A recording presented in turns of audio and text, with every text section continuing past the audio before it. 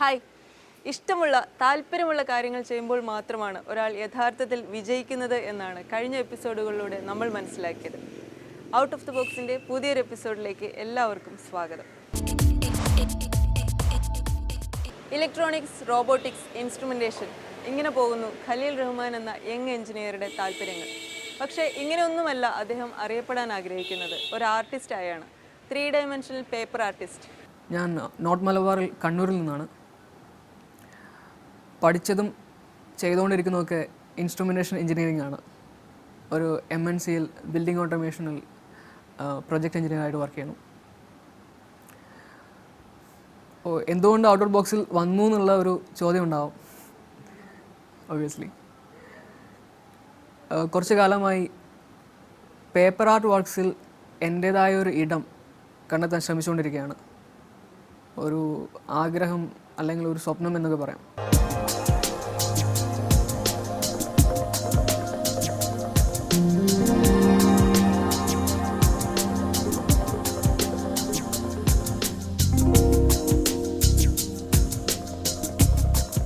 Paper art എന്ന രീതിയിൽ ഒന്ന് തുടങ്ങുന്നത് +2 ഹോളിഡേയ്സിലാണ്.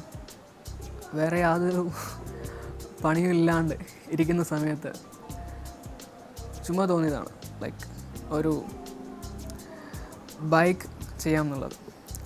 അതായിരുന്നു ഞാൻ ആദ്യമായിട്ട് ചെയ്ത paper craft, Yamaha YZR F1. അതിനുശേഷം അങ്ങനെയൊന്നും ചെയ്യണമെന്ന് തോന്നിയിട്ടൊന്നുമില്ല. കാര്യം അതിനുശേഷം എൻജിനീയറിങ്ങിന് പോയി, ബാംഗ്ലൂർ ചെന്ന് പഠിച്ചു. പിന്നെ അങ്ങനെ ഒന്ന് ചെയ്യേണ്ടി വരുന്നത് 4th ഇയറിൽ എൻ്റെ ഫ്രണ്ട് നബീലിന് വേണ്ടിയുള്ള പുള്ളിയുടെ പ്രൊജക്റ്റിന് ഒരു പേപ്പർ മോഡൽ ഉണ്ടാക്കിക്കൊണ്ടാണ് വീണ്ടും ഒരു തിരിച്ചുവരവ്. ആ സമയത്താണ് പിന്നെ quilling tree, paper art tree ചെയ്യുന്നത് അപ്പോഴാണ്.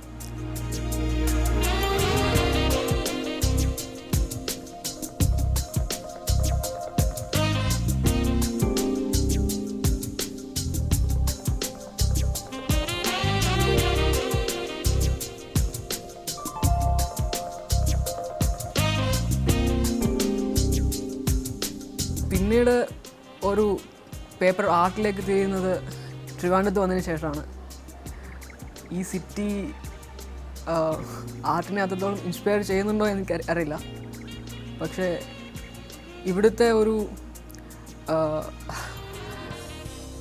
ഏകാന്തത ആണ് വീണ്ടും ഇങ്ങനൊരു ഫീൽഡിലേക്ക് തിരിയാനുള്ള കാരണം.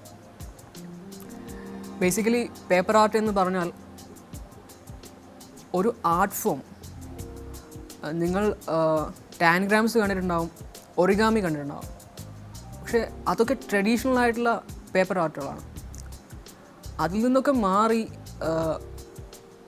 മോഡേണായിട്ട്, like modern in the sense ഓരോ ആർട്ടിനെയും മിക്സ് ചെയ്തിട്ടുള്ള മിക്സർ ഓഫ് ആർട്ടാണ് പേപ്പർ ആർട്ടിൽ വരുന്നത്. ഇപ്പോൾ ഞാൻ ചെയ്ത പേപ്പർ പ്രോട്ടൈറ്റ്സിൽ അല്ലെങ്കിൽ ക്യുല്ലിംഗ് വർക്കിലൊക്കെ വരുന്നത്, അതിൽ പേപ്പർ കട്ട് ഉണ്ടാവും, ആൻഡ് ക്യുല്ലിംഗ് പേപ്പേഴ്സ് യൂസ് ചെയ്തിട്ടുണ്ടാവും, പെയിൻറ്റ് യൂസ് ചെയ്തിട്ടുണ്ടാവും.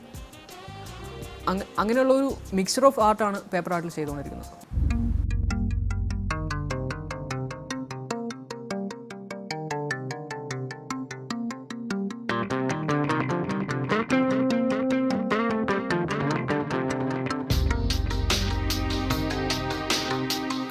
ഓരോ പേപ്പർ ആർട്ടും പരീക്ഷണങ്ങളാണ്, എങ്ങനെയൊക്കെ ചെയ്യാൻ പറ്റും എന്നുള്ള ആലോചനകൾ മാത്രമാണ്. ഓരോ സമയത്തും ഇൻസ്പയർ ചെയ്യുന്നത് കൂട്ടുകാരാണ്. അവർ ഇൻ്റർനെറ്റ് മൊത്തം തപ്പി ഓരോ ആൾക്കാരെ ചെയ്ത പേപ്പർ ആർട്ടിൻ്റെ ലിങ്കുകൾ എനിക്ക് അയച്ചു തരും. ഇവരങ്ങനെ ചെയ്തിട്ടുണ്ട്, നിനക്ക് എന്തുകൊണ്ട് ചെയ്തുകൂടാ? അവർക്ക് ചെയ്യാൻ പറ്റുമെങ്കിൽ എനിക്ക് എന്തുകൊണ്ട് ചെയ്തുകൂടാ എന്നുള്ള ചോദ്യം തന്നെയാണ് ഈ ഓരോ ആർട്ടിൻ്റെ പിന്നിലുള്ളത്. അത് ഞാനിതിൽ മാസ്റ്ററാണെന്ന് പറയുന്നതല്ല, പക്ഷേ ഒരു കാര്യം പഠിച്ചെടുക്കണം എന്നുള്ളൊരാഗ്രഹം വരുമ്പോൾ നമ്മൾ അതിനു വേണ്ടി നന്നായിട്ട് വർക്ക് ചെയ്യും. ആ ഒരു ഹാർഡ് വർക്കാണ് ഈ ഒരു രീതിയിൽ വരാൻ എനിക്ക് സഹായിച്ചത്.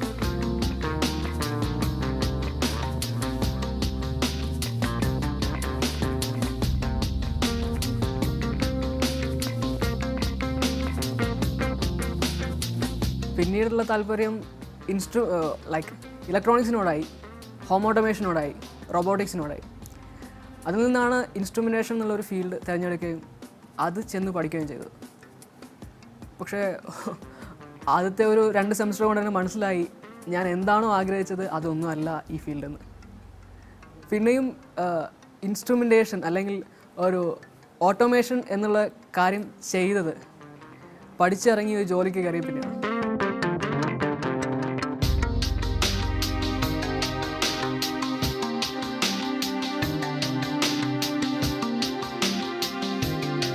പേപ്പർ നല്ലൊരു മീഡിയ ആണ്. ഒന്നാമത് എനിക്ക് വരക്കാൻ പറ്റും, പക്ഷെ എനിക്ക് നല്ല വൃത്തിയിൽ വരയ്ക്കാൻ പറ്റത്തില്ല. സെക്കൻഡ് തിങ്, ഞാൻ പെയിൻറ് ചെയ്യാൻ നോക്കി, അതും നടന്നില്ല. പേപ്പർ എനിക്ക് പണ്ടേ അറിയാം, ഞാൻ എഴുതുമായിരുന്നു. എഴുതുന്ന കാര്യങ്ങൾ തന്നെ അതിൽ നിന്ന് തന്നെ പലതും ഉണ്ടാക്കാൻ ശ്രമിച്ചിട്ടുണ്ടായിരുന്നു. സോ പേപ്പർ ഒരു നോൺ മീഡിയമാണ് എനിക്ക്. എൻ്റെ കൈക്ക് വഴങ്ങുന്നത് പേപ്പറാണ്. കളർ പേപ്പേഴ്സ് യൂസ് ചെയ്തിട്ട് കളർ ഷെയ്ഡ്സ് കൊടുക്കാൻ പറ്റും. പെയിൻറ്റ് യൂസ് ചെയ്യേണ്ട കാര്യമില്ല. അക്രിലിക്കോ വാട്ടർ കളേഴ്സോ യൂസ് ചെയ്യേണ്ട കാര്യമില്ല. പിന്നെ പേപ്പർ എന്തുകൊണ്ടാണെന്ന് വെച്ചാൽ നമുക്ക് എന്തും പേപ്പറിനെ കൊണ്ട് ഉണ്ടാക്കാൻ പറ്റും. ഒരിക്കലും പെയിൻറ്റ് ചെയ്തിട്ട് എല്ലാ കാര്യങ്ങളും ചെയ്യാൻ പറ്റത്തില്ല. 3D പേപ്പർ ആർട്ട് ചെയ്യാൻ പറ്റും, മോഡൽസ് ഉണ്ടാക്കാൻ പറ്റും, ഇതുപോലുള്ള പേപ്പർ കട്ടുകൾ ഉണ്ടാക്കാൻ പറ്റും. സോ പേപ്പർ എന്നുള്ളതൊരു വലിയൊരു മീഡിയമാണ്. അത് നന്നായിട്ട് യൂട്ടിലൈസ് ചെയ്യാൻ അറിയാമെങ്കിൽ.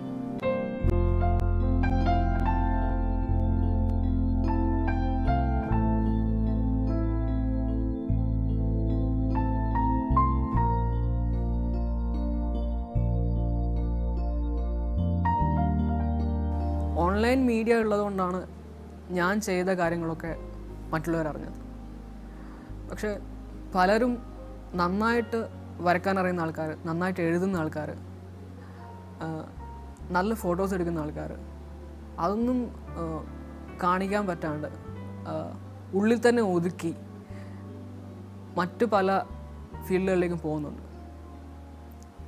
ഇപ്പം ഞാനും എൻ്റെ ഫ്രണ്ട് ജിഷ്ണുവും കൂടി അങ്ങനെയുള്ള എവിടെയും റെക്കഗ്നിഷൻ കിട്ടാത്ത ടാലൻറ്റുകളെ മുന്നോട്ട് കൊണ്ടുവരാൻ വേണ്ടിയിട്ട്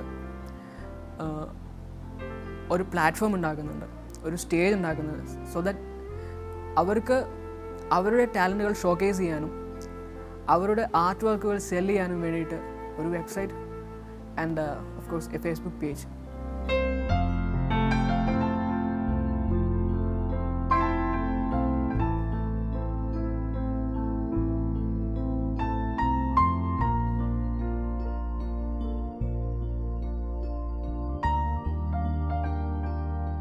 പേപ്പർ ആർട്ട് അല്ലാണ്ട് ഞാൻ എഴുതുന്നുണ്ട്, ഒരു ബ്ലോഗുണ്ട്, പ്രോജക്റ്റ് 365 എന്ന് പറഞ്ഞിട്ട് നമ്മൾ ഡേ ടു ഡേ ലൈഫിൽ കാണുന്ന ആൾക്കാരുടെ ജീവിതം എൻ്റെ വ്യൂവിൽ എഴുതി ചെയ്തിട്ടുണ്ട്.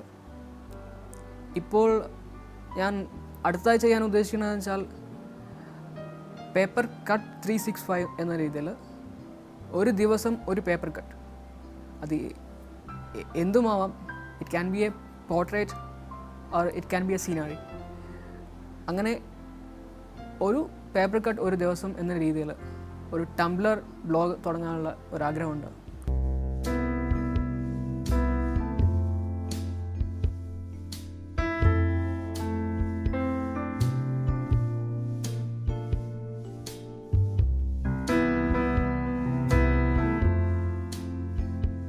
ഞാൻ ചെയ്തതിൽ വെച്ച് ഏറ്റവും ഇഷ്ടം അയൺമാൻ പേപ്പർ ആർട്ടാണ്.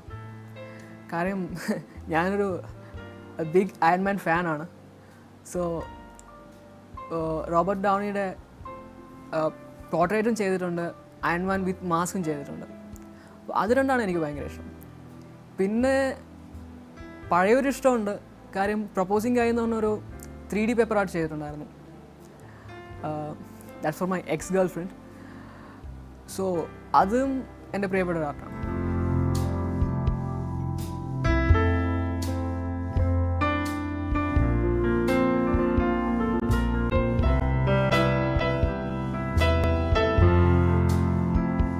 പലപ്പോഴും ഒരു കാര്യത്തിൽ പരാജയപ്പെടുന്നത് നമ്മളുടെ ആഗ്രഹങ്ങൾക്ക് അനുസരിച്ച് നമ്മൾ വർക്ക് ചെയ്യാത്തതുകൊണ്ടാണ്.